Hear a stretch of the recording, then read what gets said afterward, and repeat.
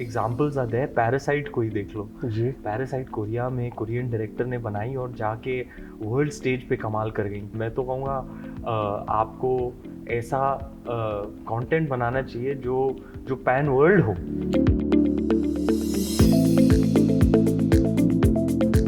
Bollywood life और इंडिया.com के सारे दर्शकों को मेरा प्यार भरा नमस्कार। मैं हूं Russell D'Silva.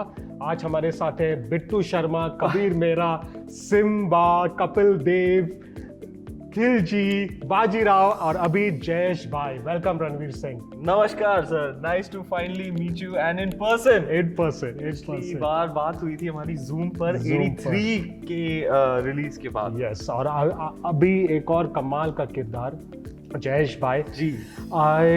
Would you say that now आप पूरा का पूरा आप सिर्फ एक्सपेरिमेंटल कैरेक्टर ओरिएंटेड इस चीज में आप पूरी की पूरी तरह घुस रहे हो कि you want to do these roles that challenge you completely? I would say I am still in a place where I want to do different roles, and by different stuff I mean different genres. Yes, different characters that are so different from each other, but of paramount importance to me is right now, Hindi में बोलना English में? जैसे आप चाहे, English में बोलते हैं। अच्छा। Of paramount importance to me right now is that I do films that allow for community viewing, films that can bring people together, bind them together in having a shared experience.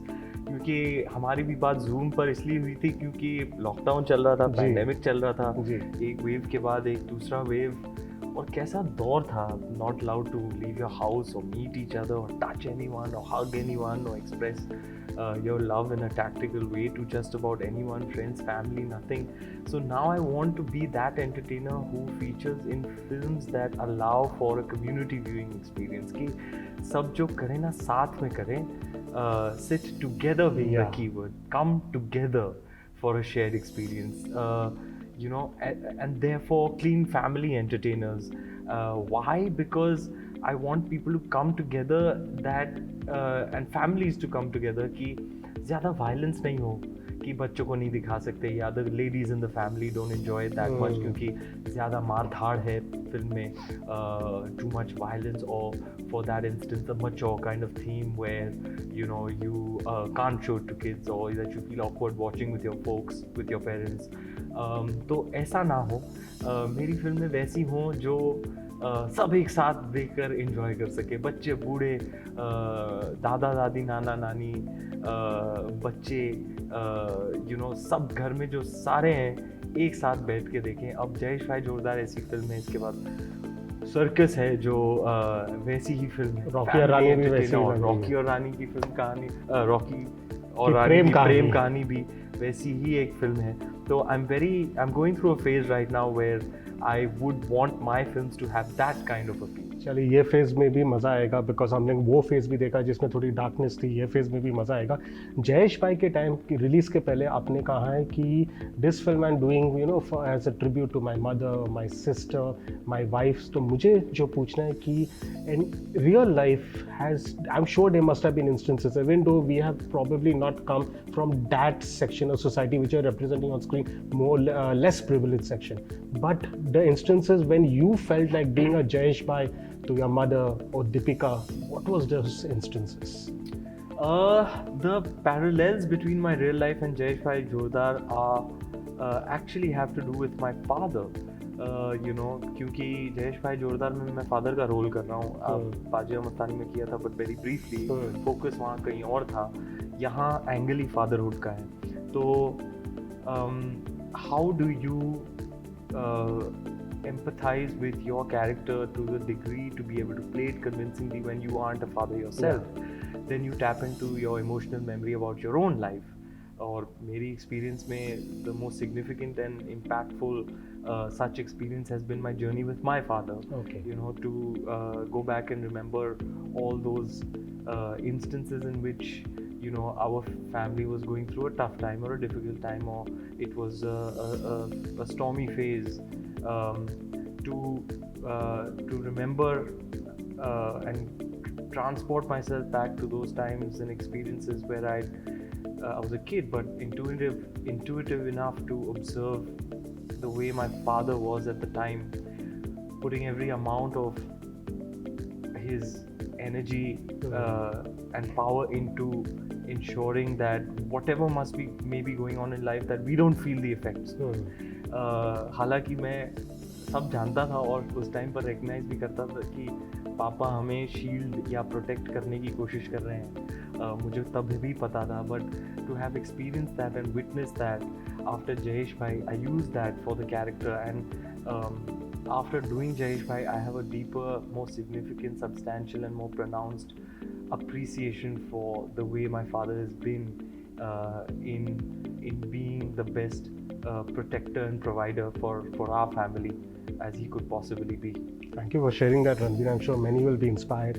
Jayeshbhai Hindi में release हो रही है, Hindi film है obviously, but nowadays आजकल दौर चल रहा है पैन इंडिया फिल्म के, and you are popular all over the country.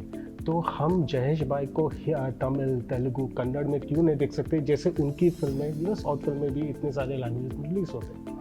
ये आई थिंक प्रोड्यूसर का कॉल है कि वो किस तरीके से पोजीशन करना चाहते हैं फिल्म को, बट आई थिंक अब एंटरटेनमेंट स्पेस ऐसा हो गया है, we have been catapulted or accelerated into a position where आज हम मेक्सिको में जो शोज़ बन रहे हैं, कोरिया में जो शोज़ बन रहे हैं, वो देख के अप्रिशिएट कर पा रहे हैं. हमारे शोज़ वहाँ ट्रैवल हो रहे हैं. OTT has a large part two play in the travelling of content. तो आई थिंक पैन इंडिया क्यों, पैन वर्ल्ड ही क्यों ना हो. I think regardless of the language barrier जो कि है हर डेमोग्राफिक के बीच में, तो मैं कहूँगा कि अब pan India is sort of like वो बहुत, मैं तो कहूँगा छोटा कॉन्सेप्ट है. मैं तो कहूँगा आप ऐसी फिल्में बनाओ जिन which have the potency and the power to resonate with anybody in the world regardless of their culture. और एग्जाम्पल्स आर देयर. पैरासाइट को ही देख लो जी. पैरासाइट कोरिया में कोरियन डायरेक्टर ने बनाई और जाके वर्ल्ड स्टेज पे कमाल कर गई. हमारी फिल्म मिनल मुरली हम भी करेंगे. We are on the cusp of it, of global recognition. तो अब it's become one big global entertainment landscape. So I would not restricted to pan India. मैं तो कहूँगा आपको ऐसा कंटेंट बनाना चाहिए जो पैन वर्ल्ड हो.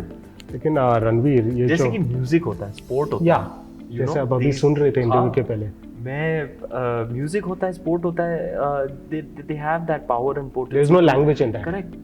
Transcend Yes. boundaries, Yes. to bring people together to feel the same emotion regardless of their geography or culture or life experience for that matter. और हमारी इतनी सारी फिल्में हैं जिन्होंने वो कर दिखाया है. जैसे आप देखो 3 Idiots की क्या क्रेज़ है चाइना में. एक टाइम पे रशिया में हमारी फिल्मों का क्रेज़ होता था. मेरा नाम जोकर. तो अब आप देख रहे हैं कि पुष्पा हो या KGF हो या RRR हो, जो traditionally Hindi markets, Hindi speaking markets जो दैट वर कंसिडर्ड, अब वो उतना ही अप्रिसिएशन पा रही हैं. तो I feel like it's great for Indian cinema, क्योंकि मैंने वो कभी अंतर देखा नहीं है. I never view it as them and us. I always see it as Indian cinema. और वो झंडे गाड़ रही है इंडियन सिनेमा के लिए. तो मुझे तो बहुत खुशी है इस बात की और गर्व है. मैं तो चाहता था कि कुछ ऐसी फिल्में आए that can revive the exhibition sector, and these films are doing it, and at the level and degree that they are, that they setting new benchmarks and breaking the glass ceiling, and they're path breaking in that sense. So I'm really happy that it's happening, and very proud of the people who are involved in creating that and making that happen.